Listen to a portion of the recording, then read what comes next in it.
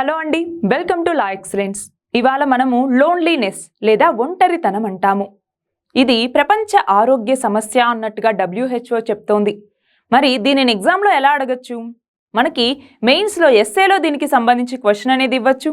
అలాగే ఎథిక్స్లోనూ దీని గురించి అడగచ్చు. అంతేకాదు ప్రిలిమ్స్కి సంబంధించి అయితే గవర్నమెంట్ ఇనిషియేటివ్స్ కింద కూడా దీని గురించి క్వశ్చన్ అడిగే అవకాశం అనేది ఉంది.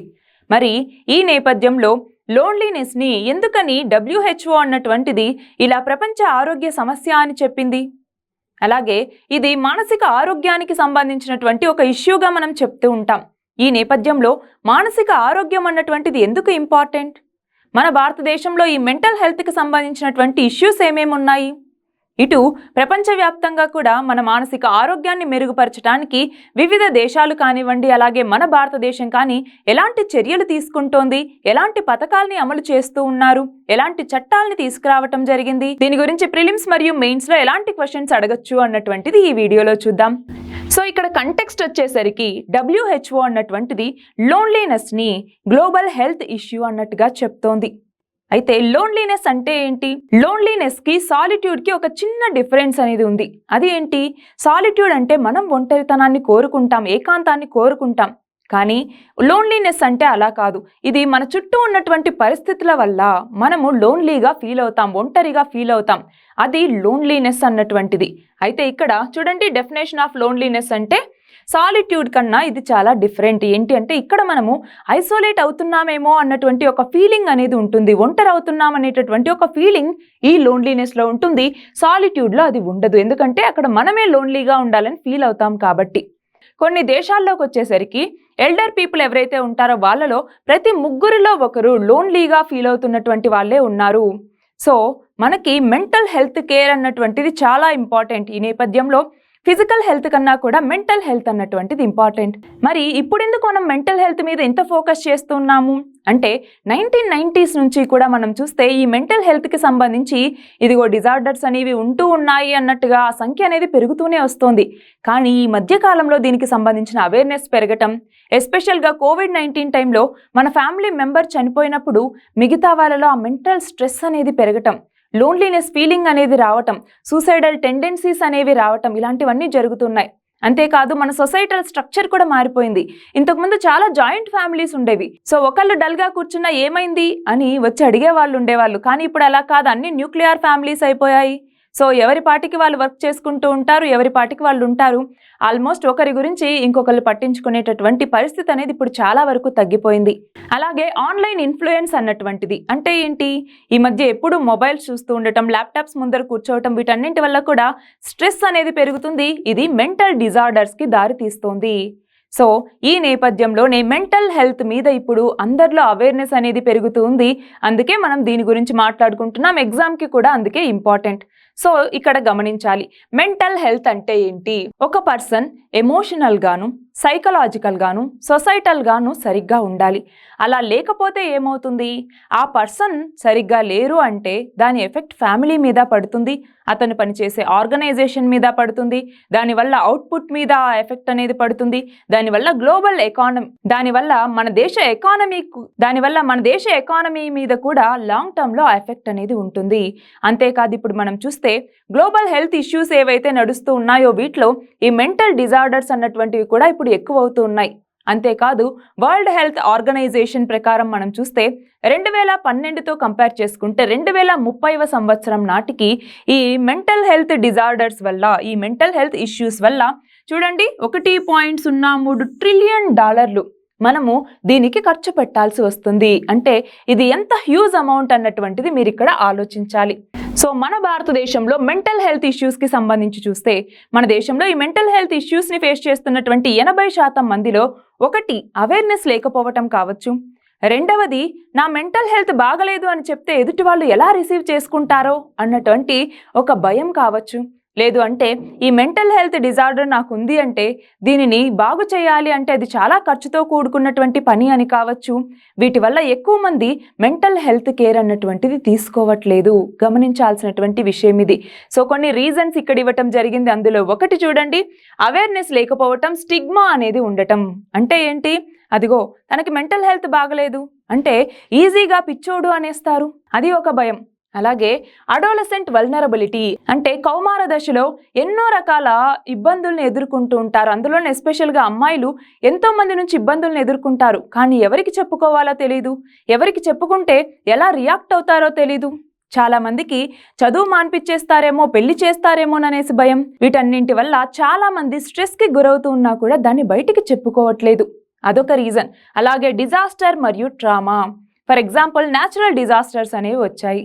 ఫర్ ఎగ్జాంపుల్ ఫ్లడ్స్ కావచ్చు, సైక్లోన్ కావచ్చు, లేదంటే ఇంకేదైనా కావచ్చు, అవలాంచెస్ కావచ్చు, ల్యాండ్ స్లైడ్స్ కావచ్చు. ఇలా జరగటం వల్ల ఆస్తి నష్టం, ప్రాణ నష్టం అనేది జరుగుతుంది. సో వాళ్ళు కష్టపడి కట్టుకున్నటువంటి ఇల్లు కూలిపోవచ్చు, వాళ్ళ ఇష్టపడేటటువంటి వ్యక్తులు చనిపోవచ్చు. ఆ టైంలో మెంటల్ స్ట్రెస్కి గురవుతూ ఉంటారు, ఆ ట్రామాలోకి వెళ్ళిపోతూ ఉంటారు. వాళ్ళ యొక్క మెంటల్ హెల్త్ అనేది డిటీరియేట్ అయిపోతూ ఉంటుంది. మరి అలాంటి వాళ్ళు కూడా మెంటల్ హెల్త్ కేర్ని తీసుకోవాలా వద్దా? సో ఇదొక కన్సర్న్. అలాగే చూడండి, జెండర్ డిస్పారిటీస్ గమనించాలి. ఈ స్ట్రెస్కి గురవుతున్నటువంటి వాళ్ళలో మెన్ కన్నా ఎక్కువ ఉమెనే ఉంటారు. ఎందుకని? ఒకటి డొమెస్టిక్ వైలెన్స్. డొమెస్టిక్ వైలెన్స్నే ఇక్కడ నేను రీజన్ అనేసి చెప్పలేను. ఎక్కువ మంది చాలా వరకు స్ట్రెస్ అనేది పెరుగుతుంది. చాలామంది ఇప్పుడు జాబ్ చేసే వాళ్ళు ఉంటారు. ఫర్ ఎగ్జాంపుల్ ఇంటిని మేనేజ్ చేసుకోవాలి, వర్క్ని మేనేజ్ చేసుకోవాలి. దానివల్ల వాళ్ళ మీద స్ట్రెస్ అనేది పెరిగిపోతుంది.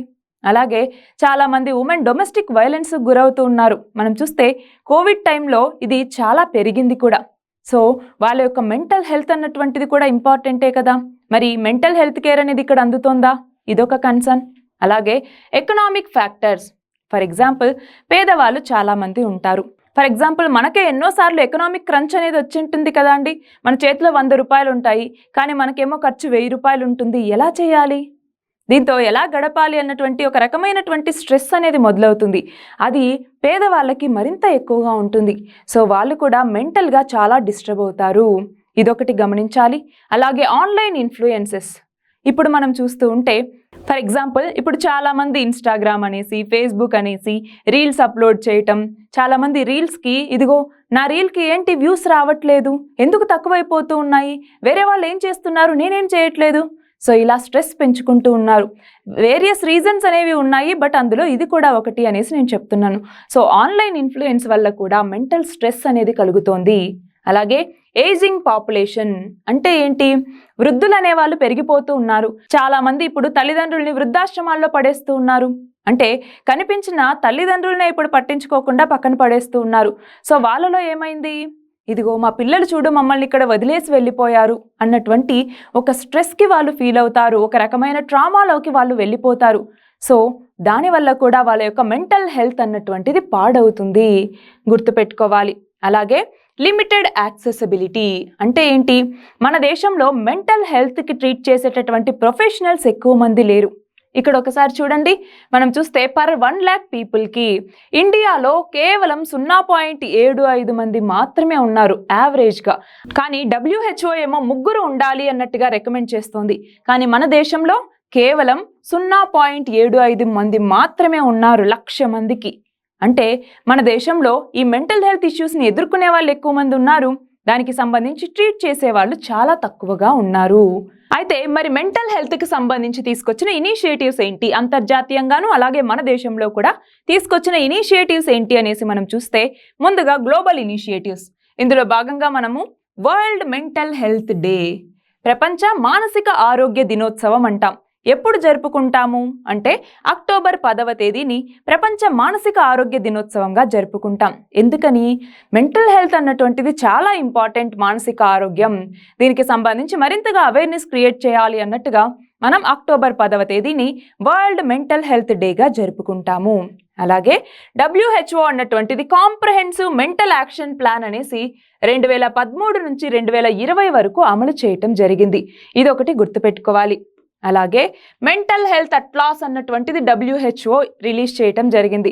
వరల్డ్ హెల్త్ ఆర్గనైజేషన్ అన్నటువంటిది చూడండి 2020లో ఈ అట్లాస్ని రిలీజ్ చేసింది. అయితే గుర్తుపెట్టుకోవాలి, ఈ అట్లాస్ అన్నటువంటిది ట్రయెన్నియల్ అంటే ఏంటి? 3 సంవత్సరాలకు ఒకసారి మాత్రమే ఈ అట్లాస్ని WHO అన్నటువంటిది ఇస్తుంది. ఎందుకు ఇస్తుంది అంటే వివిధ రకాల దేశాలు ఎలాంటి గ్లోబల్ హెల్త్ ఇనిషియేటివ్స్ని తీసుకొచ్చాయి, ఎంతవరకు వాటిని అమలు చేస్తూ ఉన్నాయి, ఏవైనా బెస్ట్ ప్రాక్టీసెస్ని అవి అమలు చేయాల్సి ఉంటుందా, అంటే ఫర్ ఎగ్జాంపుల్ మన ఇండియా ఒక బెస్ట్ ప్రాక్టీస్ని తీసుకొచ్చింది మెంటల్ హెల్త్కి సంబంధించి. సో చూడండి, ఇండియా ఇంత మంచి ప్రాక్టీస్ని తీసుకొచ్చింది, దాన్ని మీ దేశాల్లో కూడా అమలు చేయొచ్చు అన్నట్టుగా మిగతా దేశాలకు చెప్పడానికి కూడా దీని ద్వారా వీలనేటటువంటిది ఉంటుంది.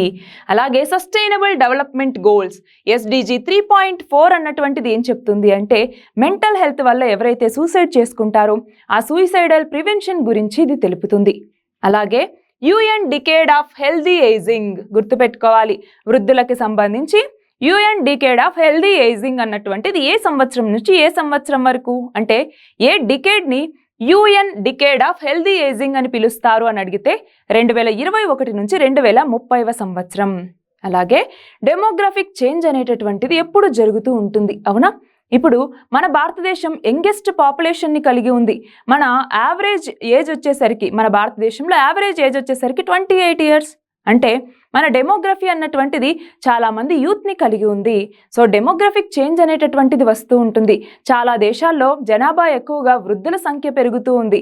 ఆ నేపథ్యంలో వృద్ధుల సంక్షేమం అన్నటువంటిది కూడా ఇంపార్టెంట్ అన్నట్టుగా యునైటెడ్ నేషన్స్ అన్నటువంటిది ఈ డికేడ్ని united nations decade of healthy ఏజింగ్గా గుర్తించడం జరిగింది. అలాగే ఇక్కడ చూడండి, సస్టైనబుల్ డెవలప్మెంట్ గోల్ 3.4 అన్నటువంటిది ఇందాక చెప్పుకున్నట్టుగా ఇది సూసైడల్ ప్రివెన్షన్ గురించి తెలుపుతుంది. అలాగే మన భారతదేశం తీసుకొచ్చినటువంటి ఇనిషియేటివ్స్ ఏంటి అంటే ఒకటి నేషనల్ మెంటల్ హెల్త్ ప్రోగ్రామ్ అన్నటువంటిది. మన భారతదేశం మెంటల్ హెల్త్ అన్నటువంటిది ఇంపార్టెంట్ అన్నట్టుగా ఎప్పుడో గుర్తించింది. దానికి సంబంధించి వేరియస్ స్కీమ్స్ని తీసుకొస్తుందన్నమాట. అందులో భాగంగా ఒకటి ఈ నేషనల్ మెంటల్ హెల్త్ ప్రోగ్రామ్ అన్నటువంటిది. రెండవది Ayushman Bharat health and wellness centres. అంటే ఏంటి, మనకి ఫిజికల్ హెల్త్ అన్నటువంటిది మాత్రమే ఇంపార్టెంట్ కాదు, మెంటల్ హెల్త్ అన్నటువంటిది కూడా ఇంపార్టెంట్ అన్నట్టుగా ఈ హెల్త్ అండ్ వెల్నెస్ సెంటర్స్ని ఏర్పాటు చేయటం జరిగింది. అలాగే కిరణ్ హెల్ప్ లైన్ అన్నటువంటిది మానసిక ఆరోగ్యానికి సంబంధించి ఎవరైనా ఈ కిరణ్ హెల్ప్ లైన్కి కాల్ చేయొచ్చు. అలాగే కిరణ్ గైడ్ లైన్స్ అన్నటువంటి వాటిని తీసుకురావటం జరిగింది. అలాగే మానస్ అంటే mental health and normalcy augmentation system అన్నటువంటి మొబైల్ యాప్ గుర్తుపెట్టుకోవాలి. మానస్ అన్నటువంటి మొబైల్ యాప్ దేనికి సంబంధించింది, మానస్ మానసిక ఆరోగ్యం. సో ఇలా గుర్తుపెట్టుకోవాలి. అలాగే మనోదర్పణ్ ఇనిషియేటివ్ అన్నటువంటిది ఇది ఏంటి అంటే కోవిడ్ టైంలో పిల్లలు స్కూల్స్కి వెళ్ళట్లేదు, ఇంటికే పరిమితమయ్యారు. ఎక్కువ మంది ఆన్లైన్ విద్యా బోధనకి అలవాటు పడ్డారు. దాంతో చాలామంది పిల్లల్లో స్ట్రెస్ అనేది పెరిగింది అన్నట్టుగా వాళ్ళ మానసిక ఆరోగ్యం కోసం తీసుకొచ్చిన ఇనిషియేటివే ఈ మనోదర్పణ్ అన్నటువంటి ఇనిషియేటివ్. అలాగే రాష్ట్రీయ కిషోర్ స్వాస్థ్య కార్యక్రమం అన్నటువంటిది ఇది కూడా మానసిక ఆరోగ్యానికి సంబంధించినటువంటిది. అలాగే మెంటల్ హెల్త్ కేర్ యాక్ట్ 2017 గుర్తుపెట్టుకోవాలి. మెంటల్ హెల్త్ కేర్ యాక్ట్ 2017 లేదా జాతీయ మానసిక సంరక్షణ చట్టం అని కూడా పిలుస్తూ ఉంటాము. సో ఈ మానసిక సంరక్షణ చట్టానికి సంబంధించినటువంటి ప్రొవిజన్స్ ఏంటి అన్నట్టుగా ఒకసారి చూసుకోవాలి. అలాగే నేషనల్ మెంటల్ హెల్త్ వీక్ అనేసి ప్రతి సంవత్సరం మనము అక్టోబర్ 2వ వారాన్ని నేషనల్ మెంటల్ హెల్త్ వీక్గా జరుపుకుంటాం. ఇదొకటి గుర్తుపెట్టుకోవాలి. అలాగే నిమ్హాన్స్, ఇంతకుముందు TSPSC ఎగ్జామ్లో కూడా దీని గురించి అడిగారండి. నిమ్హాన్స్ అంటే ఏంటి, national institute of mental health and neuro sciences అంటాము. దీని యొక్క కేంద్రం ఎక్కడ ఉంది మన దేశంలో అని అడగటం జరిగింది. ఎక్కడ ఉంది ఇది అంటే బెంగళూరులో ఉంది, గుర్తుపెట్టుకోవాలి. అలాగే ఇక్కడ ఒకసారి మెంటల్ హెల్త్ కేర్ యాక్ట్ 2017కి సంబంధించి ఫీచర్స్ ఏంటి అనేసి చూస్తే ఏదైనా మెంటల్ హెల్త్ని మరింతగా ఇంప్రూవ్ చేయాలి అన్నటువంటిది ఒక లక్ష్యంగా పెట్టుకుంటుంది. అలాగే ఇప్పుడు మన దగ్గర మెంటల్ హెల్త్ కేర్ ప్రొఫెషనల్స్ సరిగ్గా లేరు, సో వాళ్ళ సంఖ్యని పెంచాలి అన్నట్టుగా ఒక లక్ష్యం పెట్టుకుంటాము. అలాగే దీనికి సంబంధించిన ఇన్ఫ్రాస్ట్రక్చర్ని పెంచాలని లక్ష్యంగా పెట్టుకుంటాం. అలాగే అవేర్నెస్ని పెంచాలి అనేసి లక్ష్యంగా పెట్టుకుంటాం. సో ఇక్కడ ఒకసారి చూడండి, ఈ సూసైడ్ని డీక్రిమినలైజ్ చేయటం అంటే ఏంటి, ఇంతకుముందు సూసైడ్ చేసుకుంటే దాన్ని నేరంగా భావించేవాళ్ళు. కానీ ఇప్పుడు సూసైడల్ చేసుకునేటటువంటి వ్యక్తి ఎంత స్ట్రెస్లో ఉంటే ఆ పనికి వెళ్తారు. సో ఆ నేపథ్యంలో సూసైడ్ని క్రిమినలైజ్ చేయకుండా వాళ్ళకి రిహాబిలిటేషన్ కల్పించి వాళ్ళకి కావాల్సినటువంటి మెంటల్ హెల్త్ కేర్ని అందించాలి అన్నటువంటి దీని కింద తీసుకొచ్చినటువంటి ఒక ముఖ్యమైన ఫీచర్ గుర్తుపెట్టుకోవాలి ఇది. అలాగే చూడండి, మనకి సైకో సర్జరీ కానివ్వండి, అలాగే ఎలక్ట్రో కన్వల్సివ్ థెరపీ అనేసి ఇంతకుముందు యూజ్ చేస్తూ ఉండేవాళ్ళు. దాని యొక్క యూసేజ్ని ఇప్పుడు కొంచెం రెస్ట్రిక్ట్ చేశారు. అలాగే ఉమెన్కి, చిల్డ్రన్కి వీళ్ళకి సంబంధించి పర్సనల్గా కొంచెం కేర్ అనేటటువంటిది తీసుకోవటం, అలాగే చుట్టూ ఉన్నటువంటి వాళ్ళు సపోర్ట్గా ఉంటూ ఉండటం, అలాగే ఎర్లీ డిటెక్షన్ అనేది చేయటం. అంటే ఏంటి, చాలామంది మెంటల్గా డిస్టర్బ్ అవుతూ ఉన్నారు అంటే మనకి ముందే తెలుస్తుంది, ఆ సిమ్టమ్స్ అనేవి తెలుస్తాయి. త్వరగా కోపడ్డం కావచ్చు, రెస్పాండ్ అవ్వకపోవటం కావచ్చు, ఇలాంటివన్నీ చిరాకు పడుతూ ఉండటం కావచ్చు, ఇవన్నీ ముందే తెలుస్తాయి. కాబట్టి వాళ్ళ మెంటల్ హెల్త్ అనేది డిటీరేట్ అవుతోంది అనేసి మనకు అప్పుడే తెలుస్తుంది. సో అలాంటి వాళ్ళకి మనం మెంటల్ హెల్త్ కేర్ని అందించాల్సినటువంటి అవసరం అనేది ఉంది. సో ఈ నేపథ్యంలో ఈ ప్రిలిమ్స్ క్వశ్చన్కి ఆన్సర్ చేయండి, అలాగే ఈ మెయిన్స్ క్వశ్చన్ని కూడా ట్రై చేయండి. సో ఇవాళ మనం ఏం డిస్కస్ చేసుకున్నాము, లోన్లీనెస్, ఒంటరితనం అనేది ప్రపంచ ఆరోగ్య సమస్యనా అంటే అవును అంటోంది WHO అన్నటువంటిది. మరి ఈ నేపథ్యంలో లోన్లీనెస్ అంటే ఏంటి, మన భారతదేశంలో మానసిక ఆరోగ్యానికి సంబంధించినటువంటి ఇబ్బందులు ఏమేమి ఉన్నాయి, వీటిని అధిగమించడానికి ఇటు ప్రపంచవ్యాప్తంగాను అలాగే మన భారతదేశం కూడా ఎలాంటి ఇనిషియేటివ్స్ తీసుకొచ్చింది, ఎలాంటి స్కీమ్స్ మరియు చట్టాలను ఇంప్లిమెంట్ చేస్తోంది అన్నటువంటిది ఈ వీడియోలో చూసాం. All the very best and thank you very much.